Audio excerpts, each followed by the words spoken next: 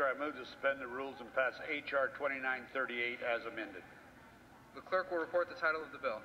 Union Calendar number 307, H.R. 2938, a bill to prohibit certain gaming activities on certain Indian lands in Arizona. I ask unanimous consent that all members may have 5 legislative days to revise and extend their remarks and include extemporaneous materials on the bill under consideration. But it's on TV. Without objection, so ordered. At this time, I yield 5 minutes to the author of the bill, Congressman Franks from Arizona. You mean they're voting on it? Well, they're debating it now. For 5 minutes. Well, thank you, Mr. Speaker. Thank you, Mr. Speaker. And Mr. Speaker, I want to thank Chairman Young and Chairman Hastings and the House leadership for bringing this bill to the floor today, as well as the bipartisan group of co-sponsors for their support. Mr. Speaker, H.R. 2938, the Gila Bend Indian Reservation Lands Replacement Clarification Act, seeks to prevent Las Vegas-style casino gambling in the Phoenix metropolitan area on lands purchased by the Tohono O'odham Nation. Mr. Speaker, the Tohono O'odham Nation has tried to manipulate the Gila Bend Indian Reservations Lands Replacement Act of 1986 to acquire lands for gambling which are more than 100 miles from the Tohono O'odham's existing reservation. This, quote, reservation shopping for casino gambling purposes is contrary to the express and public commitments that Tohono O'odham made between 2000 and 2002 to the other 16 Indian tribes in Arizona, the state, and the voters of Arizona when it openly and definitively supported passage of Proposition 202, a state referendum to limit casino gambling in the Phoenix metropolitan area. Indeed, while the Tohono O'odham was in negotiations with other tribes to craft a gaming compact agreement, they were simultaneously in the process of covertly purchasing a tract of land in the Phoenix metropolitan area for casino gambling purposes. Thus, the bipartisan co-sponsors of H.R. 2938 are simply trying to keep the Tohono O'odham Nation to its publicly stated commitment not to engage in casino gambling in the Phoenix metropolitan area. Mr. Speaker, during the subcommittee hearing on this bill, witnesses made it clear that there is a problem and a serious threat to existing gaming structures in Arizona if the Tohono O'odham Nation is able to develop a Las Vegas-style casino in the Phoenix metropolitan area. The passage of H.R. 2938 will prevent an ominous precedent that could lead to an expansion of off-reservation casinos and dangerous changes to the complexion of tribal gaming in other states across the country, in which Indian tribes can use front companies to buy up land and declare it part of their sovereign reservation for gaming purposes. Additionally, Mr. Speaker, even if the casino weren't in violation of federal law, which it is, but if it weren't, claims that the operation would create jobs and benefit the economy of the surrounding area are woefully misinformed at best and shamefully dishonest at worst. The most frequently cited job creation numbers that have been thrown around during this debate come almost without exception from a study commissioned by the Tohono O'odham tribe themselves. The study, quote, was conducted by the Spectrum Gaming Group. Tellingly, multiple organizations asked the tribe to release the data and the methodology supporting this so-called study, which was released roughly 3 years ago. And to this day, the tribes continuously and steadfastly refuse. In other words, the tribes released a slew of numbers extolling the supposed amazing economic benefits of their casino, then refused to tell anybody how they came up with the numbers. Far from economically benefiting the West Valley, one recent well-documented study found that casino operations would ultimately provide $172,500 of revenue annually to the city of Glendale.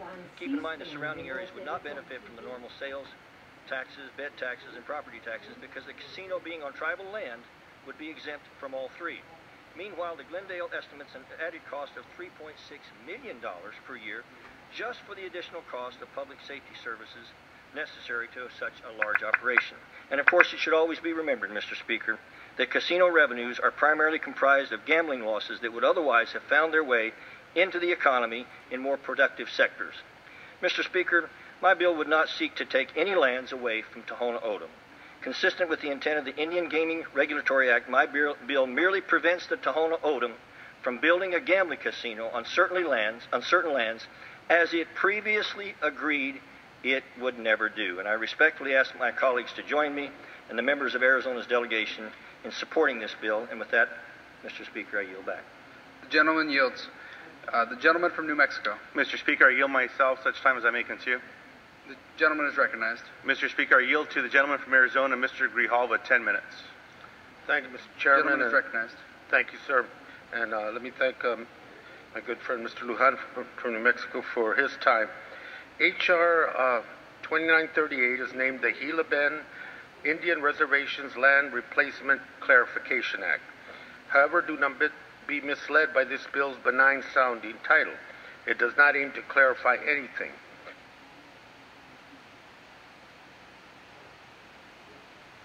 Rather, it seeks to unilaterally abrogate an Indian land claim and water rights settlement, and it would also issue the United States enacted federal legislation specific to this tribe and this situation. The Gila Bend Indian Reservation Lands Replacement Act, Public Law 99-503, to implement a settlement reached between the United States and the Tohono O'odham Nation. In this settlement, the nation released claims against the United States for flooding and loss of its land, as well as water rights of 36,000 acre-feet per year. In exchange for releasing the claims, Congress guaranteed via statute that the nation could obtain replacement reservations lands within 3 counties without restriction as to the use of that land. H.R. 2938 seeks to renege on Congress's solemn promise and change the material terms of the settlement. This while Congress contemplates in a very real way breaking its word to Indian country one more time. The legislation will reopen and change the terms of a 1986 bipartisan land settlement authored by Congressman Mo Udall, then Congressman John McCain, then Senator Dennis DeConcini, and then Senator Barry Goldwater, that compensated the Tohono O'odham Nation for 10,000 acres of land destroyed by the Army Corps of Engineers in the 1950s. By violating an existing settlement, this legislation will create new liabilities for the federal government, as taxpayers will have to provide more compensation to the nation as a result of prohibiting the purchase of replacement lands as provided in the original Settlement Act. Enactment of this legislation would also set a dangerous precedent in which Congress could unilaterally alter the terms of a federal settlement years later. If this is the case, that would stop Congress from revisiting any settlements over the years, then all settlements are open for review. H.R. 2938 is a job-killing special interest legislation. The primary advocates of the legislation are wealthy gaming entities, tribal entities, trying to protect a monopoly on a gaming market. If they get their way, they will prevent the O'odham Nation from creating thousands of new jobs, permanent and construction. It reneges on the United States promise to replace the reservation loss, and it vastly diminishes the Tohono O'odham settlement by imposing new restrictions on the land replacement provided for in the 1986 settlement. And it creates new liabilities for the United States. If this were to become law, 2938, it will breach the Settlement Act, and it will leave the United States liable for untold millions of dollars in taking claims for the land and water rights that the nation relinquished under the settlement on the original Settlement Act, and it undermines ongoing litigation. The same interests that support H.R. 2938 have brought various lawsuits to stop the nation from exercising its rights. But so far, both state and federal courts have fully upheld Tohono O'odham Nation's rights. The proponents of H.R. 2938 want Congress to change the law in order to legislate the victory that they cannot get through litigation. In addition, misinformation, distortion, and outright lies have been spread through congressional offices by a major lobbying firm in D.C. in the employment of the gaming entities opposed to the original law and promoting this law. This has nothing to do with reservation shopping. In no way would defeating this bill allow tribes to start buying up plots of land outside of, say, New York City and open up casinos. The original act was specific only to the Tohono O'odham Nation. The replacement land could be only purchased in one of 3 Arizona counties. In fact, the land in question is the exact same county, Maricopa, where the flooded land Gila Bend Reservation was located. So I think it is time to stop this. This land is purchased legally by the Tohono O'odham Nation. all in accordance with the Gila Bend Reservation and Replacement Act, to replace reservation land the U.S. government flooded and destroyed, to be used by the nation at their discretion for economic development. The innuendo of reservation shopping, or the idea that its defeat will cause rampant reservation shopping, is absurd and it needs to stop.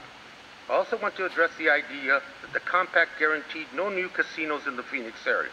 If this was the case, the only casinos that would exist in the Phoenix areas are the ones that were in existence in 2003.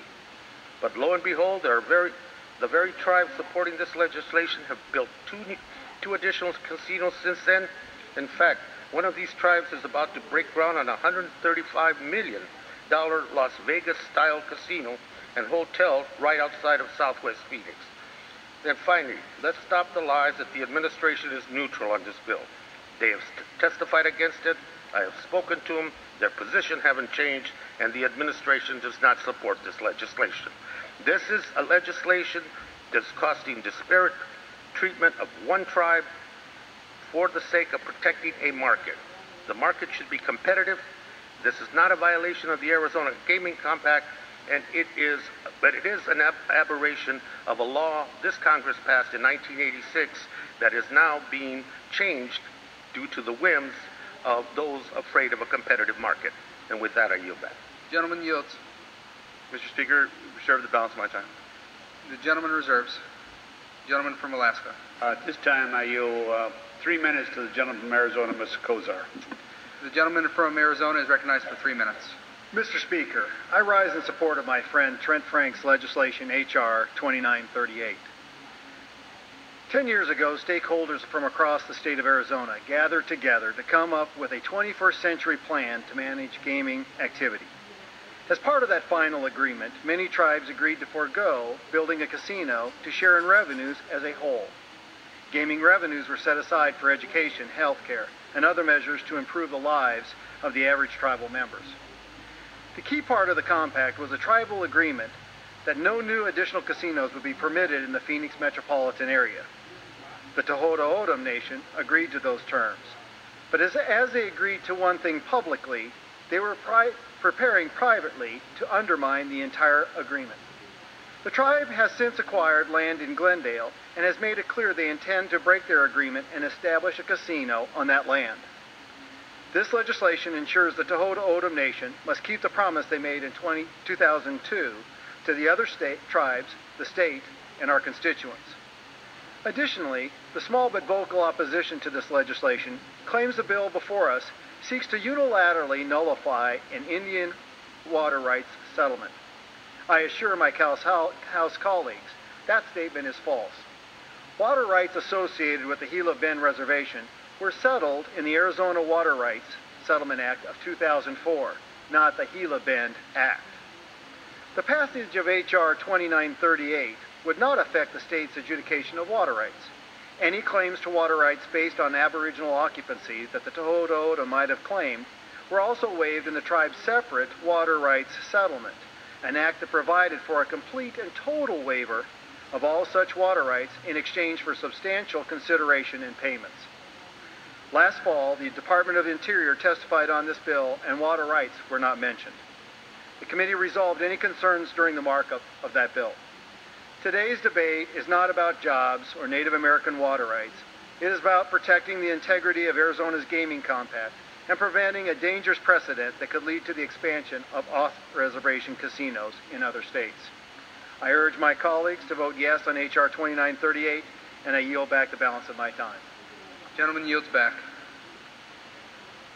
The gentleman from